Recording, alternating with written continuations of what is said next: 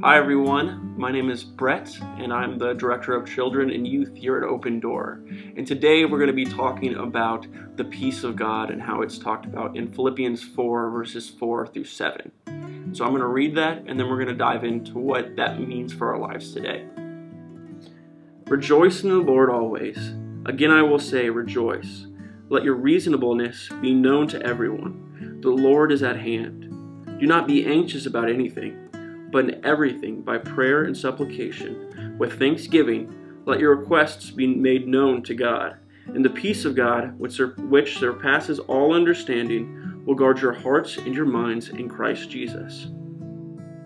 So these verses first call us to rejoice in the Lord, be joyful, to be thankful. And with what God has done for us and what He's doing for us, that is something worth being rejoicing for and being joyful in. And so it starts off with that, putting us in that perspective.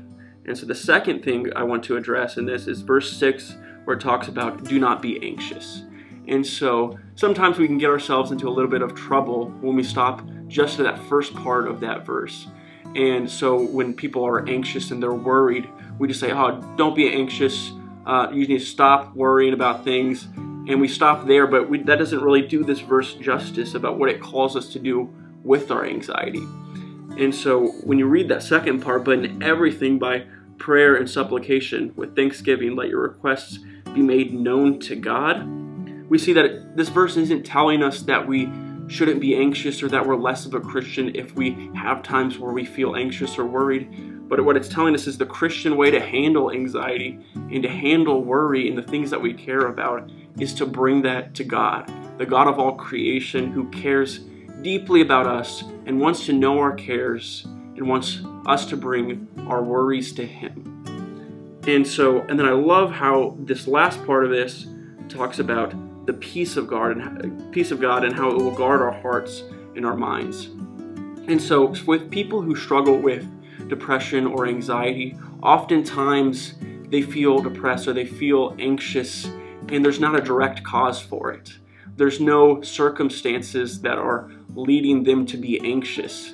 Even though everything in their life is fine, they feel anxious and they feel worried and they feel depressed. And that's really hard to deal with.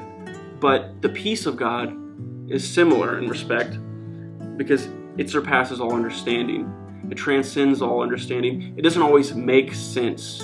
And so today we can have hope in the fact that even though our circumstances can be terrible, even though we can have the worst things going on in our lives, and when everything in our lives should make us anxious and should worry us and concern us and make us frightful and depressed, the peace of God can help us be peaceful in those situations and help us in that. So my challenge for you this week is to look at your life. Are there things that you're worried about? Are there things that you're anxious about? And then bring those things to God because He cares about you. He wants to hear from you. It's not that He doesn't know what's going on in your life, but He wants you to acknowledge them to Him, and He wants to be the one to help you with those things. Thank you for your time today. I hope you have a great day and that I hope this encourages you throughout the rest of the week.